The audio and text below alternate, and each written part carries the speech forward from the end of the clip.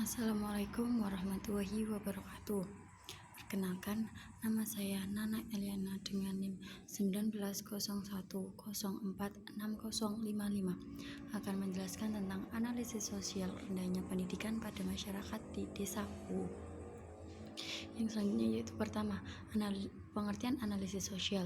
Analisis sosial merupakan skema tentang interaksi antar faktor dalam rangka memecahkan masalah. Analisis sosial berusaha untuk mendapatkan gambaran yang lebih lengkap tentang situasi sosial, hubungan struktural, kultural, dan historis yang memungkinkan dapat menangkap dan memahami realitas sosial yang dihadapi, kemudian dicari solusinya. Yang selanjutnya yaitu pengertian tentang pendidikan. Pendidikan merupakan sarana yang dapat membebaskan seseorang dari kebodohan dan hal-hal yang dapat timbulkan dari kebodohan tersebut. Pendidikan adalah proses pengajaran suatu pengetahuan, keterampilan, atau kebiasaan dari satu generasi ke generasi selanjutnya di bawah bimbingan seseorang secara langsung atau secara otodidak. Yang selanjutnya yaitu terdapat 5 faktor penyebab rendahnya pendidikan. Yang pertama yaitu mahalnya pendidikan, kurangnya minat menempuh pendidikan yang lebih tinggi, rendahnya prestasi siswa, kurangnya dukungan dari orang tua, dan anggapan orang tua bahwa berpendidikan tinggi tidak mempengaruhi derajat wanita apabila sudah menikah. Faktor penyebab rendahnya pendidikan yang pertama ini yaitu tentang mahalnya pendidikan. Mahalnya pendidikan ini dirasakan oleh para orang tua, apalagi pada masa sekarang ini seperti masa pandemi corona yang belum berakhir sampai sekarang juga. Kegiatan belajar mengajar pun dilakukan secara daring. Kegiatan secara daring ini dari pihak sekolah tetap meminta untuk membayar iuran atau uang administrasi kepada orang tua. Iuran tersebut dengan nominal yang lumayan banyak. Nah, dalam hal tersebut memberatkan orang tua karena pada masa pandemi sekarang ini hampir semua perekonomian keluarga yang ada di desaku mengalami penurunan. Faktor penyebab rendahnya pendidikan yang selanjutnya yaitu kurangnya minat menempuh pendidikan yang lebih tinggi. Faktor dari kurangnya minat menempuh pendidikan yang lebih tinggi dikarenakan kurangnya kesadaran dari para anak-anak, tidak hanya anak-anak tapi dari orang tua sendiri pun kurang menyadari akan pentingnya pendidikan buat kehidupan selanjutnya buat anak-anaknya. Yang selanjutnya yaitu rendahnya prestasi siswa. Rendahnya prestasi siswa ini dapat disebabkan oleh beberapa faktor.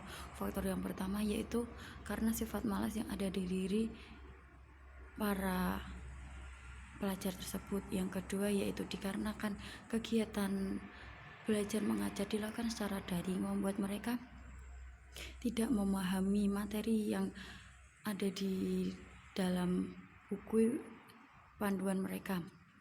Karena pada saat kegiatan belajar mengajar secara daring ini, siswa hanya diberikan soal kemudian disuruh menjawab tanpa dijelaskan terlebih dahulu materi yang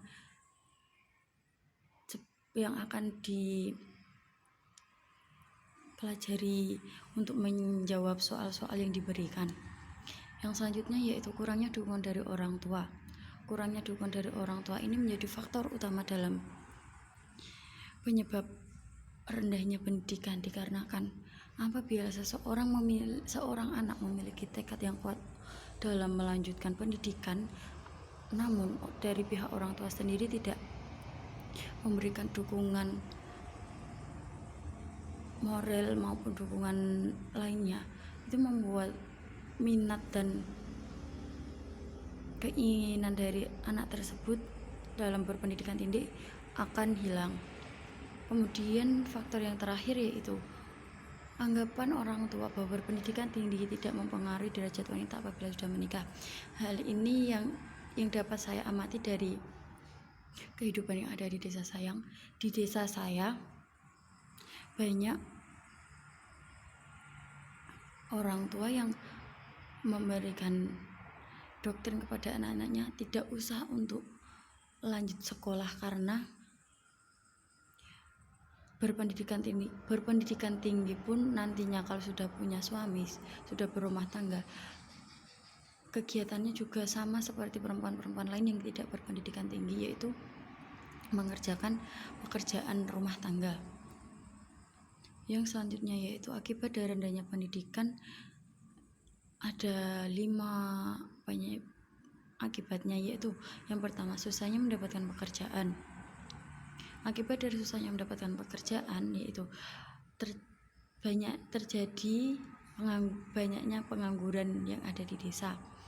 Banyaknya pengangguran ini berakibat kepada meningkatnya tindakan kriminalitas. Kemudian akibat yang lain yaitu rendahnya wawasan dan pengetahuan. Akibat dari rendahnya wawasan dan pengetahuan ini dapat menimbulkan dapat dengan mudah seseorang tersebut ditipu, baik itu biasanya penipuan lewat jejaring sosial ataupun penipuan secara langsung. Yang terakhir yaitu solusi dari penyebab rendahnya pendidikan. Yang pertama yaitu memberikan dana bantuan kepada masyarakat yang tidak mampu agar dapat menikmati pendidikan yang layak. Yang kedua yaitu mensosialisasikan kepada orang tua dan anak-anak tentang pentingnya pendidikan. Yang ketiga yaitu membuka tempat belajar gratis yang dapat membantu meningkatkan minat belajar para siswa. Sekian penjabaran dari saya, kurang lebihnya mohon maaf. Wassalamualaikum warahmatullahi wabarakatuh. Terima kasih.